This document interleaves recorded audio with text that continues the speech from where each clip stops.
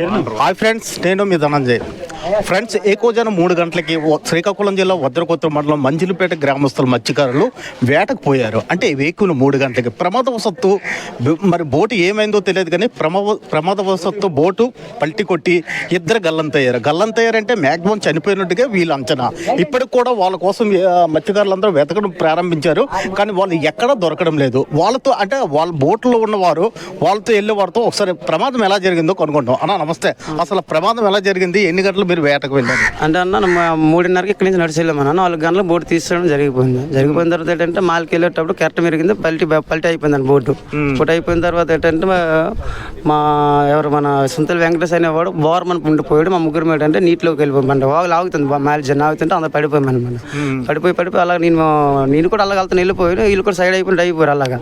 సరే ఇంకా అలా అయిపోయారు, నేను ఈదుకొని అలాగ ఉండిపోయిన తర్వాత ఏంటంటే చాలా టైం ఒక 10 నిమిషాలు 15 గంటల సేపు అలా ఈదాను నేను. ఈదిన తర్వాత సింతల చిరంజీవి వాళ్ళ బోటు వచ్చి నాకు కాపాడింది. అంటే ఇప్పుడు బోటు ప్రమాదానికి గురవడానికి కారణం కెరట ఇరిగేసిన తర్వాత అంటే బోట్ నుండి నీరై పల్టి కురిసింది అనమాట.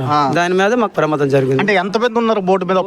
బోటు మీద 4 ఉన్నాం. సింతల వెంకటేశ్, బొంగ కోటేశ్వరరావు అని నేను, బొంగ దండరాజు, వంక కృష్ణారావు. అంటే ఇప్పుడు 4గురిలో 2 గల్లంతయ్యారు కదా, వాళ్ళు తాలూకు ఆచూకి ఎంతవరకు ఏమైనా లభ్యమైంది? ఆచూకి అయితే ఇంతవరకు తెలియలేదు సార్, ఇంతవరకు లేదు. ఆల్రెడీ మా ఊరిలో మాత్రం ఊరు మొత్తం పైన వెనుకుతున్నారు, కానీ బీచ్ వరకు చాలా వరకు ఉన్నారు, కానీ ఇంతవరకు మనకి ఇన్ఫర్మేషన్ అయితే లేదు. ఇంతవరకు ఆచూక లేదు.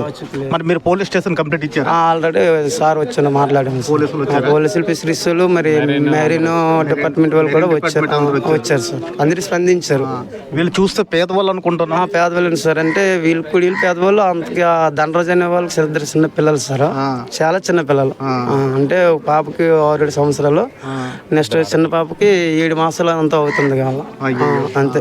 అంటే ఇప్పుడు వాళ్ళ తోలకు ఫ్యామిలీ పరిస్థితి అంటే మరి గవర్నమెంట్ చూడాలి తప్ప మరి ఇంకేం చేస్తాం. ఇప్పుడు అందరి మీద పట్టుకుడికి వెళ్ళంటే వాళ్ళమే కదా, మరి మళ్ళంటే ఏం సాయం చేయగలం? ఏదైనా చూస్తే గవర్నమెంట్ మెట్టి చూపించాలి. వాళ్ళు బోటుకి మీరు ఇన్సూరెన్స్ చేస్తారా? ఇన్సూరెన్స్ ఉంది. అంత ఇన్సూరెన్స్ అంటే లైసెన్స్ అయితే ఉంది సార్. ఎక్కడ కూడా ఇన్సూరెన్స్ అనేవి ఉండట్లేదు. మా ఏరియా మొత్తం పైన గత 5 సంవత్సరాలు కూడా నేను సోషల్ ప్రెసిడెంట్ గా చేశాను, మరి లేదు. సాగర్ మిత్ర ఎవరు సార్? సార్ ఇప్పుడు సాగర్ మిత్ర వీళ్ళు సాగర్ మిత్ర వాళ్ళండి. ఇప్పుడు మత్స్యకారులకి బోట్లకి ఇన్సూరెన్స్ అంటూ ఒకటి ఉంటుంది, అది ఏమైనా మీరు చేయిస్తున్నారా? ఇన్సూరెన్స్ అనేది మనకి సెంట్రల్ గవర్నమెంట్ అనేది మనకి ఇంతవరకు పెట్టలేదు సార్. అసలు ఆ సిచ్యువేషనే రాలేదు. ఇన్సూరెన్స్ అనేది లేదు. వీళ్ళకి లైసెన్స్ అనేది ఉంటుంది. ఎవ్రీ ఇయర్ కూడా మనం 2-3 ఇయర్స్కి ఒకసారి రెన్యువల్ చేసుకోవాలి. లైసెన్స్ పీరియడ్ అనేది ఉంటుంది 3 ఇయర్స్కి ఒకసారి. అది ఆల్రెడీ అయితే వీళ్ళు లైసెన్స్ అనేది రెన్యువల్ చేసుకున్నారు. ఇప్పుడు వీళ్ళు ఆల్రెడీ లైసెన్స్ ఉంది కాబట్టి ఒకవేళ ఏదైనా బీమా కానీ ఏదైనా వర్తిస్తే వీళ్ళకి వస్తుంటుంది సార్. మ్యాక్సిమం మధ్యప్రమాదవశత్తు మత్స్యకారుడు చనిపోతే ఎంత సార్ దీనికి ఇస్తారు? ఇప్పుడైతే 10 లక్షలు మన స్టేట్ గవర్నమెంట్ ఇస్తుంది సార్. 10 లక్షలు ఇస్తుంది. అంటే ఏజ్ పర్పస్ పెట్టా లేకపోతే ఏజ్ లిమిట్ ఉంటుంది sir. 18 to maximum 21 to 60 years లోపల ఉన్న వాళ్ళకి ఏదైనా అయితే మనకి అనేది బీమా వర్తిస్తుంది. అంటే ఇప్పుడు పెన్షన్ వచ్చిన వాళ్ళకి అయితే రాదు. అంటే ఇప్పుడు మామూలు సామూహిక పెన్షన్ వచ్చే వాళ్ళకి ఎటువంటి రాదు సార్, రాదు. వీళ్ళకి పెన్షన్స్ ఏమి వస్తున్నాయి? లేదు సార్. వాళ్ళది వయసు, మా వయసు అంటే నాకంటే ఇద్దరు కూడా పెద్దోళ్ళే. అంటే 40 వయసు.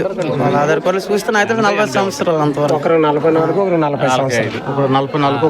44 ఏదేమైనా సరే, అంటే ఎలా ఉంటుందంటే మత్స్యకారులతో జీవనోభృతి వాళ్ళు ఏంటంటే సముద్రం వేటకు వెళ్ళిన తర్వాత ప్రాణం అంటే ఇంటికి వచ్చే వరకు వాళ్ళకి ఎటువంటి గ్యారంటీ లేదు. వారంటీ తోటే మత్స్యకారులతో జీవనము. ఎందుకంటే ఉదయం ఏకోజనం 4 గంటలు వెళ్తారు. ఇది చూస్తే మధ్యలిపేట గ్రామంలో రాయి ప్రదేశం ఎక్కువ ఉంటుంది అనమాట. అక్కడ ఏమైనా కెరటాలు వెళ్తాయి. ఈ బోట్ అనేది ఆ రాయిని దాటి వెళ్ళడం అంటే మరీ కష్టం. అంటే ఇంటికి చేరే వరకు మాత్రం మత్స్యకారులకి గ్యారంటీ లేదు. అంటే అంత దీనస్థితి పరిస్థితిలో మత్స్యకారులతో బ్రతుకులు సాగుతున్నాయి, కానీ మరి వెళ్ళక తప్పదు. మరి ఈ విషయం కోసం ప్రభుత్వం ఏం నిర్ణయం తీసుకుంటుందో, వీళ్ళకి ఎటువంటి న్యాయం చేసి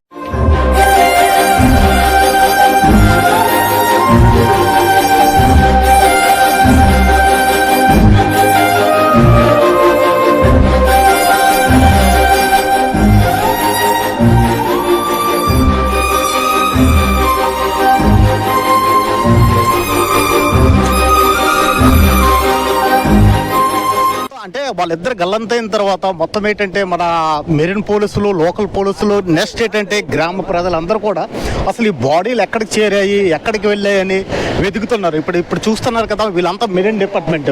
ఈ మెరీన్ డిపార్ట్మెంట్ వీళ్ళందరూ కూడా బాడీలని ఎతకడానికి ప్రారంభించారు. ఒకసారి మీరు ఒక గ్రామస్తులు కదా, ఒకసారి చెప్పండి అసలు ఎలా యాక్సిడెంట్ జరిగింది, ఎలా అయింది? ఇక్కడ మత్స్యకారులు అనేవాళ్ళు ఏంటంటే వేటకి ప్రతి రోజు కూడా వెళ్తుంటారు. వెళ్ళే సందర్భంలో ఏంటంటే ఈ కెరటాల మధ్యన ఆ తెర అనేది వచ్చేటప్పుడు ఆ లోడ్కి ఏంటంటే వాటర్ ఫ్లో సైడ్కి వెళ్ళిపోవడం వల్ల తిరగబడిపోవడం జరిగిపోయింది. అందులో నలుగురు వెళ్ళే సందర్భంలో ఇద్దరు ఆ లోన్లో పడిపోవడం వల్ల ఇద్దరు మరణించారు. వాళ్ళ కోసం ఏంటంటే మన మెరీన్ పోలీసులు అలాగే ఈ గ్రామ బోట్ల వాళ్ళు కూడా అందరూ గాలిస్తున్నారు. ప్రజెంట్ అయితే బాడీ దొరకలేదు, కానీ వెతకడానికి మాత్రం అన్ని వైపులు కూడా ప్రయత్నాలు చేస్తాను, అన్ని దిశలుగా. అలాగనే ఇక్కడ ప్రతి ఒక్క లోకల్ పోలీస్ స్టేషన్ నుండి ఇతరతర గ్రామాల వాళ్ళకు కూడా ఇన్ఫార్మ్ చేయడం జరిగింది. ఇది ఉన్న రీజన్.